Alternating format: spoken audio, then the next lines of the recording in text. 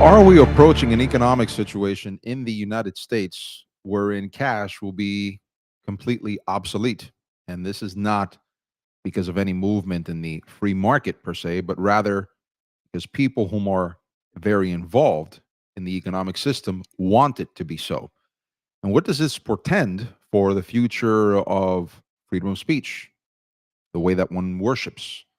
This harkens back to what a lot of the prophecy guys, as they're known in some circles, in the 1970s and 80s, were talking about a cashless society when they were giving their speeches, writing their books, doing the speaking circuit in the churches throughout the 1970s and 80s, specifically reading from Revelation chapter number 13, verses 16 and on, wherein it says that no one would be able to buy or sell unless that person has the mark of the beast. And some people speculated that that would mean that society in general would have to go cashless for such a system to be able to be implemented effectively. Well, curiously enough, none other than Elon Musk stated recently in an interview with The Economist that in the not too distant future, we're basically not going to need cash. Why would you need cash when all of your needs are met? Specifically by the robotics that he is helping deploy and other things like artificial intelligence, he's helping deploy across the American economy and others like him. There's a lot to unpack here, but the reason that I present it in this way because Christians are thoroughly interested in the subject of Bible prophecy, and being that his most recent interview, he said this also made a lot of Christians' ears raise, their antennas, as it were, raise, and they're asking the question: could it be possible that Musk is one of these guys that actually is helping us usher usher us to this very system that the Bible describes? More on all of this shortly. Before I continue, welcome each and every one of you to this new live stream of Irrespective. If this is your first time joining us, my name is Gio. Welcome all. Welcome one. Welcome all. Some housekeeping items before we continue with our subject matter today. As you can see on the screen, if you have not yet subscribed to our channel, whether you're watching this on YouTube, on Rumble, or X, we would highly encourage you to do so. Also, don't forget to hit the notification bell to be alerted as to when we go live next, which is consistently Wednesdays at 8:30 p.m. Eastern Standard Time, as it is now, and Sundays at 10:30 a.m. Eastern Standard Time. Don't forget to click that thumbs up or the like button, depending on the platform you're using to watch this live stream, and to share our content with others. If you'd like to interact with me, please do so by placing your question or your comment and your comment in the chat. Whether you're watching this on X, Rumble, or YouTube, we have access to the chats. Interact with me by placing your question and or comment in that chat. Also, we need your help to keep the lights on here. If you enjoy what we're doing here, if you're edified by what we offer, there's a QR code that just appears on the screen. You can scan that to donate. Conversely, there is a link available to you in the description box underneath the video player that you can tap or click on depending on the device you're using to watch this transmission, to provide us with patronage, economic patronage. For those of you that have been giving and have donated, thank you so much for the consideration. If this is your first time donating, again, thank you so much for your economic consideration. And last but not least, do not forget to follow us on the socials. On X, you'll find our username, Irrespective77. That's our username on X. And you can also find us on TikTok. The username for TikTok is The Irrespective. All right. There were a couple of clips. I think this is about an hour-long interview with the editor-in-chief of The Economist, and some people have denominated her to be a leftist. There was an interview that she recently did with Tucker Carlson that has left people with the impression that she is a leftist. By the way that she frames her questions, they're not inquisitive, but rather accusatory, typical of mainstream media malpractice nowadays. And she similarly does something here to Elon Musk. And those portions of this interview are the ones that went more viral than this one that I'm presenting to you now, wherein she, in essence, tries to present him as being an extremist by some of the actions that he has taken. That's not our concern for today's broadcast, but it gives you an indication where this is all coming from. Anyways, this was posted to the Economist X account, and I'd like you to listen to what Elon says to this woman, and we'll pause it intermittently in order to comment, and I'll give you my perspective on the matter. Money won't matter in 2036. I'm not sure that the people who bought your shares think that money won't matter in Well, 2036. what do you want money for? You want money for goods and Yeah. services, right? You want money for obviously food, housing, transport, entertainment. Well, if that is so abundant that there's more, that the robots and AI are providing more goods and services than any human could possibly consume, what do you need money for in that case? Let's agree that that could be where we end up. I'm concerned about the road, and we live in democracies, and people are very worried about this. So I guess two questions. Firstly, do you have to have massive redistribution from people like you to the people who are losing their jobs? Do you need to pay more tax? Do you have much higher taxes on capital so that you fund some kind of universal income? Otherwise, what do people live off? I think that the Treasury should just simply issue people checks. Well, But where's the revenue coming from? I mean, I'm enough of an economist. If you just issue checks, you're going to have inflation. This is like a lot of what we're trying to think about is these things were relevant in the past. They will not be relevant in the future. So, like inflation is simply the ratio of money to goods and services. So, if the goods and services output increases dramatically, if it increases, 1,000%, you can literally print, or these days change the database. It's not never print money. It's you create money in the database, provided the creation of that money is less than the rate at which goods and services increase. You will actually have deflation. So I'll make a prediction, which is that deflation will be the issue, not inflation. Because as the output of goods and services increases, if the output of goods and services increases faster than the money supply, you will have deflation. I'm perfectly willing to believe that. You may well be right. Statement of fact. Absolutely, you may well be right. But I'm really hung up on how we get from the current polarized, angry, fearful polity we have now to this nirvana. And I think you can paint a picture where people are so scared by this, they essentially try to stop it. Maybe they can't, but you get nationalized. There's a kind of, far left government. There's exorbitant tax increases. The kind of economy crumbles because people are so worried about a future, which does sound quite scary as you describe it. So how do you handle the politics now? It's exhilarating and terrifying. But if you were in the, yeah, exactly. Honestly, and if you ask me on any given day, I in fact, even intraday, I've gone from. Okay, there's a couple of things here that we need to focus on because my comments are going to run the gamut of economics, the gospel, prophecy. So I hope that you'll be able to stick with me for the next couple of minutes because I need to unwind. This is a jagged mess that Musk has presented here. And I can see why quite a few people are concerned because let's look at this from the most ground level, basic understanding of economics. When you're talking about money, you're simply talking about the medium of exchange.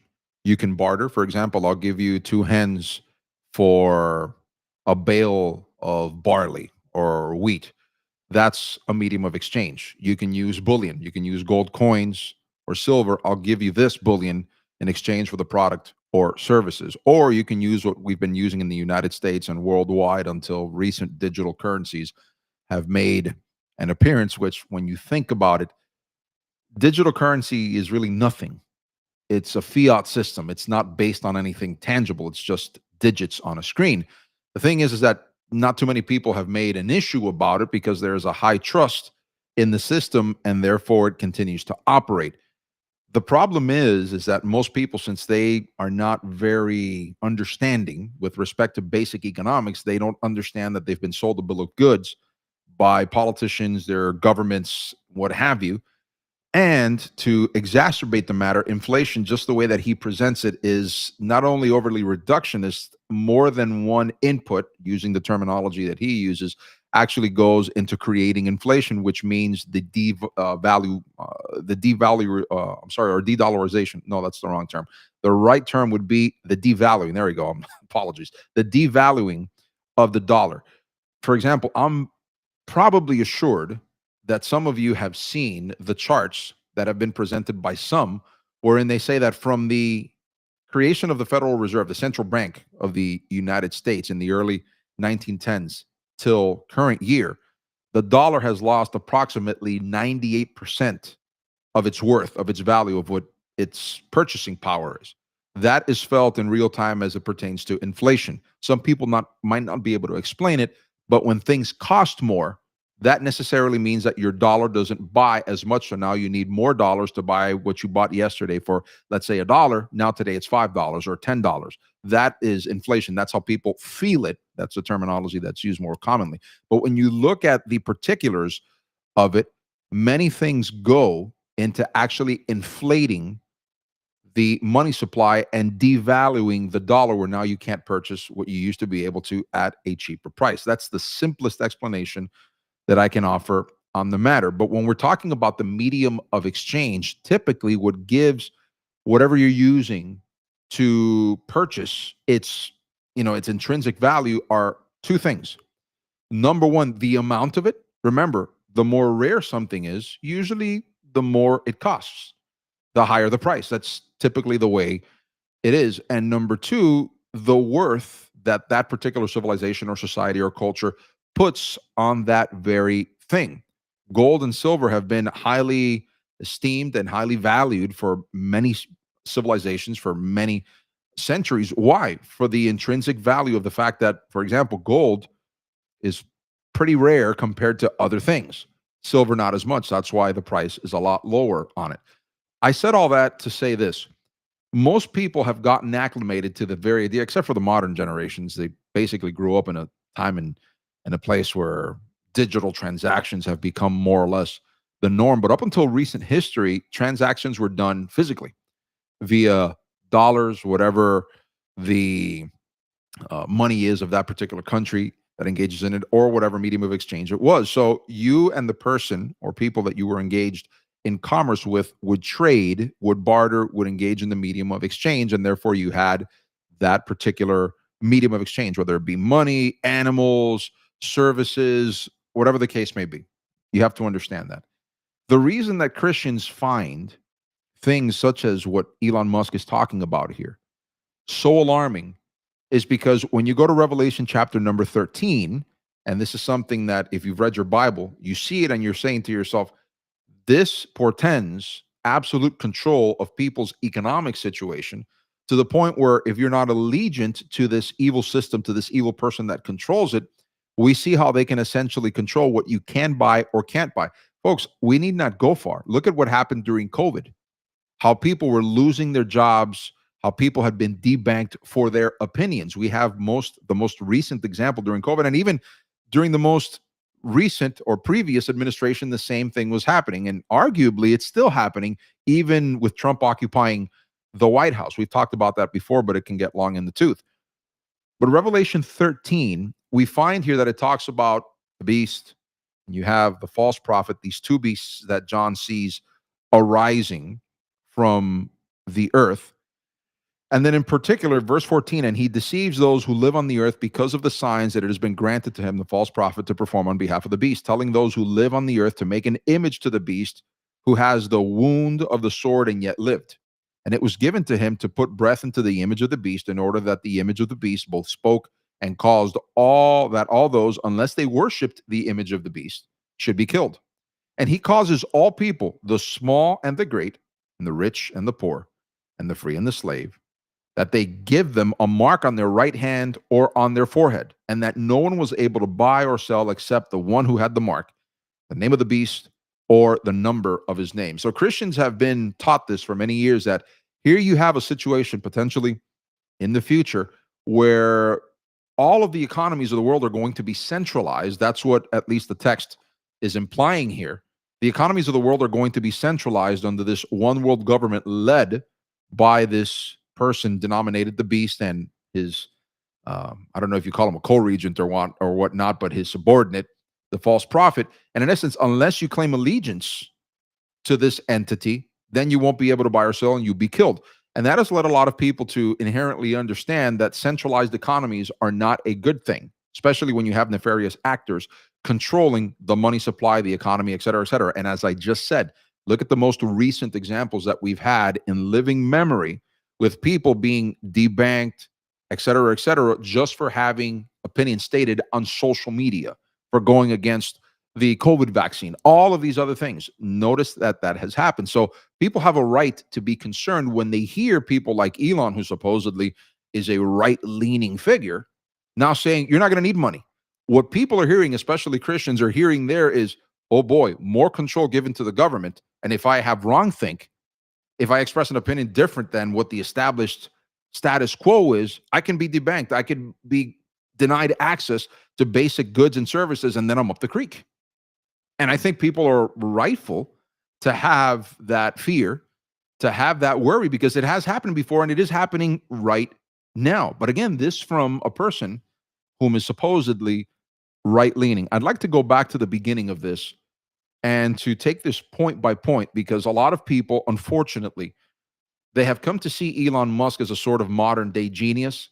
And if you know his history, you know that the guy's more of a charlatan than anything else. But narratives play. Doesn't matter what the truth is, narratives about personalities play. That tends to be more true in people's minds than the actual truth of the way that people act and they speak. And that's the case with Musk. But think about it. This guy says that by virtue of what he is creating, what he is helping usher in, a total surveillance state and increasing robotics and increasing AI that is essentially going to displace human thought, human behavior, human activity, because that's what they're promising. In essence, he's going, and he said it on X. He has actually said this on X. We're going to have more wealth than we've ever had in the future, because we're just not going to have the need for so much human activity, because robotics, you heard him say it, are going to take over. There's a problem with this theory. I'll share it with you shortly, but let's listen, and I'll pause intermittently to comment. Money won't matter in 2036. I'm not sure that the people who bought your shares think that money won't matter in 2036. Well, what do you want money for? You want money for goods and services, right? You want money for, obviously, food, housing, transport, entertainment. Well, if that is so abundant that there's more, that the robots and AI are providing more goods and services than any human could possibly consume, what do you need money for in that case? What he is in essence saying, think about it. What he in essence is saying is that with robotics and artificial intelligence, they're going to create, this is what he's implying, otherwise he's going to have to explain himself. There's going to be so many goods and services, including the production of food, housing, and all of the basic essentials that humanity needs. They're going to be in such overabundance, it's relatively going to be inexpensive to the point where it's not going to cost anything. Then I guess we're not going to need money. That is, in essence, the future that he is pushing. That is the future that he is prognosticating. And he, in essence, is saying then the end of money, because we're not going to need it anymore. The thing is, how do you get from point A to point B? That is the central question that people are grappling with nowadays, because let's face it, if you are a human that is worth your weight in salt, you don't want to be a person who doesn't provide anything for yours and yourself. I mean, let's face it, from the very beginning, part of the created order that God gives to Adam and Eve is be fruitful and multiply. Be fruitful. In other words, God created us to labor. A lot of people, a lot of Christians have a tendency to think that work is the result of the fall. No, read Genesis again, and you'll note that the incrementation of work was a result of the fall, not work itself. God places Adam and Eve in an orchard. That's the way that the most ancient texts will describe it. Modern translators have translated that as a garden, but in reality, it's more of an orchard. And God placed man in nature to work the land, to till the land, to take care of the land, to exercise dominion over it. And that implies work. But that work was increased exponentially because of the fall. That's part of what gives humanity its definition. That's part of what makes us human, being able to contribute. How else do you feel fulfilled unless you're providing for yourself and those that you love? And this guy is actually presenting a future wherein all of that is going to be taken away, because he's providing an intermediary for humanity to no longer actually have any meaning, because we're not going to provide anything anymore. That's actually what he's trying to put forth. but he's presenting it as something rosy. This from the guy that has criticized the World Economic Forum, and yet on the other end, he's actually implementing the very thing that he has criticized the World Economic Forum for. You can't have it both ways. That's why I'm telling you, this guy's not a genius. He's just a propagandist, and people tend to believe his propaganda. It's that simple. But even then, when you're talking about displacing humanity is essentially an unchristian idea to try to deploy in society. Now, as it pertains to what we were reading earlier with respect to Revelation, is it possible that we might get to that point? Some people have speculated that that might be the case. I mean, you look at it now, look at all of the enmity that the appearance of flock cameras in the United States, these automatic license plate readers, are causing consternation in the country, rightfully so, because in essence, they continue to build a surveillance state around us, and people are not liking it. They're demanding that these things be taken down, and government says, yeah, well, go screw yourselves. I know that might be uncouth to say, but that's in essence what governments are saying. I don't care. There was a recent clip that went, I think it was from Costa Mesa, California. One of the council persons there said, at a live mic, I don't think I've ever seen 100% agreement against something that we've implemented for there, talking about the people that were showing up at the council meetings against the flock cameras, and he still voted in favor of renewing the contract with flock. Why? If people are so opposed to this and we are so-called a representative democracy, well, why isn't democracy being obeyed here? No, democracy be damned. Because at the end of the day, the overlords know better for you, what's better for you than you do for yourself. Well, in essence, what you have here is, in a sense, a rollout. This is why I've said before that I sympathize with those whom say this accelerationist movement toward digitizing everything and making everything based on artificial intelligence threatens humanity. Because in essence, you're talking about the development of a technology that its promoters are saying is designed to displace humanity. Here you have Musk saying the exact same thing. And you can potentially see a situation wherein those many robotics and AIs, if you have wrongthink, that can be pulled away from you because you don't submit to the system. I said it before and I'll say it again. Tarot Babel, one of the things that it teaches us is that centralization is not good. Decentralization is. He continues. I agree that that could be where we end up. I'm concerned about the road, and we live in democracies, and people are very. We don't live in democracies. I've said it before. We don't live in a democracy. That's a fake. I mean, the founding fathers, as it pertains to the United States, didn't want a democracy. They didn't want a constitutional republic devolving into a democracy. We devolved into that a long time ago. What we are now is more of an oligarchical technopoly. That's what we exist in right now. This is not an actual democracy. Worried about this. Because if it were a democracy, the voice of the people, and this is Musk himself, Vox Populi. Remember when Trump was recently elected, or he was pushing Trump to be elected through X? He was constantly posting Vox Populi, the voice of the people, the voice of the people, the voice of the people. A lot of people are telling Musk, we don't want this, and he's still trying to peddle it. I'm telling you, he's an artist, and not in a good way. I guess two questions. Firstly, do you have to have massive redistribution from people like you to talking here about universal basic income? The people who are losing their jobs. Do you need to pay more tax? Do you have much higher taxes on capital so that you fund some kind of universal income? Otherwise, what do people live off? That's necessarily a good question, because if people don't have access to money under Musk's system to be able to purchase goods or services, and they're going to be useless because robotics and AI is going to make them useless, how do people, as it were, continue to exist? Now, some people say, but that's why you're saying you're not going to need money. Well, here's an essential problem. He himself, through what he's saying, he's still saying that people are going to need money. This is why he's going to say right now, the Treasury should just write people checks. Wait a minute, but I thought you said earlier that money was not going to be an issue, that we're not going to need money. So do people need money, or don't people need money? The reason that he's saying that is because he knows that that is an untenable system. It just can't happen. Part of what makes things worth buying, purchasing, exchanging goods is the human labor. That's part of it.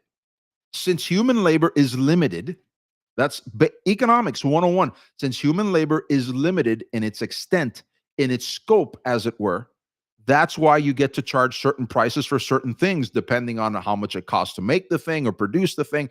And because human labor is limited with respect to its extent, physical capabilities, all of these things. That has to be taken into consideration with respect to economics. So all of a sudden, you can't simply say, we're not going to need money. We're not going to need money. What do you mean? What do you mean? How do we necessarily then denote the price, the worth of something if it doesn't have a price tag attached to it? And I'm not talking about spiritual issues here. I'm talking about just plain economics, folks. Don't try to. Christians sometimes have the tendency to spiritualize absolutely everything. And we're talking basic economics here. Yes, I understand there's a moral component in all of this, but that's asking the basic question.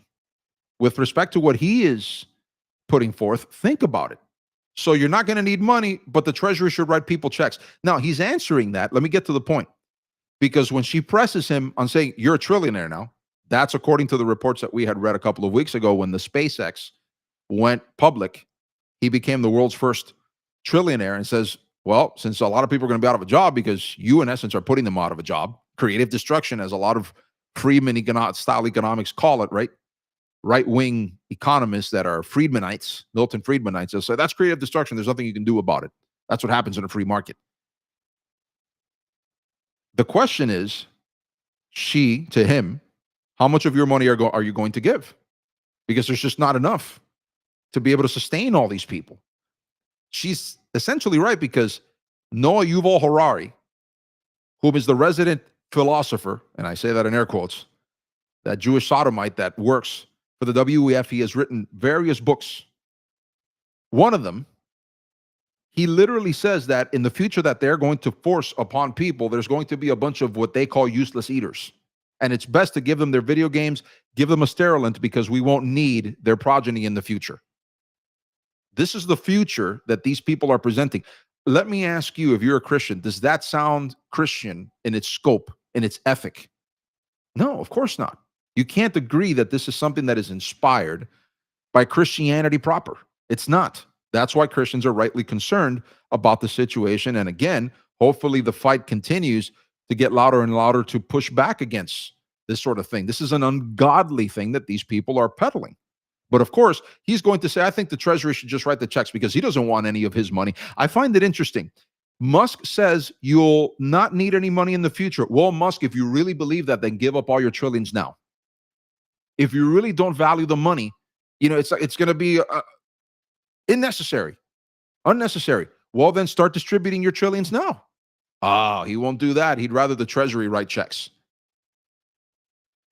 So for so much of Elon's talk against communism and socialism, the guy essentially is a socialist. I keep saying it. The guy's a con artist. I think that the Treasury should just simply issue people checks. But where's the revenue coming from? Exactly. That's a good question. Where is the revenue coming from? If you're going to issue people checks, that money has to come from somewhere.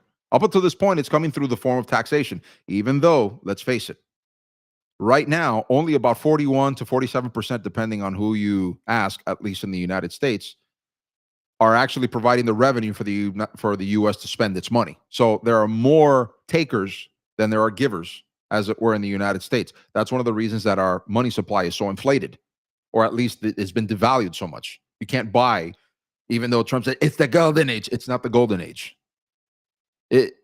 Once I see a cheeseburger going back to the price of what it was in 1940, that's what I would call a golden age. Once I see gasoline going back to sub $1, sub dollar as it used to be, that's a golden age. I would say, okay, I think things are pretty good at that point. Enough of an economist. If you just issue checks, you're going to have inflation. This is exactly like a lot of what we're trying to think about is. Think about it. The more money you print, the less that money is worth. It's simple. You don't need to be a PhD in economics to understand this. He's trying to wiggle his way around this by using his fame as a so-called genius and other untenable positions, making it seem like he's really this scientific mind that's just thinking these things through, and you peon, you can't see into the future as much as Nostradamus here can, to give you the impression that he has a better insight on the future than you do. Economics are economics, folks. That's just like gravity. You're not going to be able to beat that. It's like Father Time. Father Time is unbeaten. These things were relevant in the past. They will not be relevant in the future. Why? So, like, inflation is simply the ratio of money to to goods and services. So if the goods and That's not, as I explained earlier, that's not the most basic definition of inflation. We already explained that. It's, again, the worth of something is higher when it's scarce. When you have more of something, it's worth less. One of the ways that money supplies have been devalued is because governments continue to indebt their people to the tune of trillions upon trillions of dollars when they don't have that money in the bank. Hence, inflation. That dollar is no longer worth anything, which begs the question, what makes me think that if the US dollar is worth nothing now, that some digits that appear on a screen, whether it's Bitcoin or Ethereum or the Trump coin or whatever the case may be, Dogecoin, whatever this guy was making money off of years ago, this charlatan was making money off of years ago, what makes me think that's worth anything when it's just digits? It's ephemeral. These people are playing with people's lives all the while enriching themselves to the tunes of trillions of dollars, and they are taking this from Main Street. No wonder you've got a bunch of people now whom are questioning the free market, not because the free market is flawed. We just don't have a free market in the United States, so now people are favoring socialism. And then the Republican Party comes back and says, we'll never have communism in the United States. You're helping advance it by these policies. You're helping advance it. Don't give me lip service about this will never be the thing when you're actually helping advance the thing. You're not making the case for the free market capitalism if you don't allow it to work, especially when you allow guys like this to advance his agenda. output increases dramatically, if it increases. Anyways, we already went through the whole clip. You basically get the gist of what this guy is proving here, or not proving, what he's trying to peddle here. So my point in all of this, folks, is that you have to be careful with these snake oil salesmen. A couple of lessons to be extracted from here. Number one, don't let these people, because they're popular figureheads or personalities, deceive you into thinking that they have some great insight simply because they're popular or they've made a lot of money. As I've said before, we've talked about it before, Elon is a charlatan. I think even by whittling down his argument, we've been able to prove that the guy doesn't know what he's talking about. Or let me put it to you, I think it's better if we present it this way. The guy is a demagogue. That's the more proper term here. You can't be fascinated by these people to not question what it is that they're putting forth. That's number one. Number two, the other question that arises here is, what are Christians to do if the system, no matter the amount of pushback, is being pushed on us? What do we do? Well, I've said it before and I said it again. Christians are going to have to begin to prepare to do decentralized networks. And by decentralized networks, I'm talking about looking for persons that are of like mind and establish hubs, nodes, networks, to use digital speak, where you'll be able to still operate and provide, get your goods and services from these people whom are like-minded. I'm not going to give any promotion to these groups because we're not sponsored by them, but there are people, for example, now that are creating what are known as goldbacks. They're dollars, but that are laced with gold so that people can begin to exchange that as a medium of exchange. That's one option that people are presenting to say, get away from the American economic system and then find partners, find businesses and people that are willing to engage in that exchange, where now you don't have to use, as it were, the dollar to exchange. That's one thing, and that is growing. Also, starting a node or a network with people, again, whom are like-minded, where we might have to get to a situation in the not too distant future where these people are trying to make us obsolete, and you're now going to have to go back to a situation of bartering. I know that's an uncomfortable thought for people to think, boy, in this country where you basically everything is so convenient to get, having that thought is an uncomfortable thought, but that's where they're taking us. You heard him. It's in his own words. Some don't want to hear that. But if you're truly concerned about it, then join your voice to the fight against these things and push back against it, because sometimes the people that I hear complaining the loudest are those that actually don't do anything.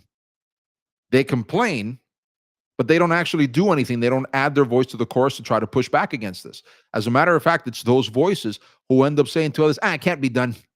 The cake has already been baked. God's will be done. Like if that's an excuse. Like if God actually wants you to sit on the sidelines and cross your arms and say, nothing you can do about that. What? Are you kidding? That's not the Christian attitude.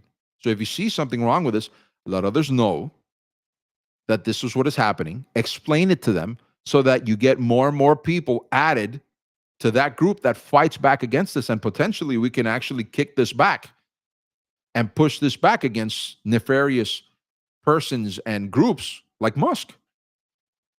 It's that simple. That is the solution.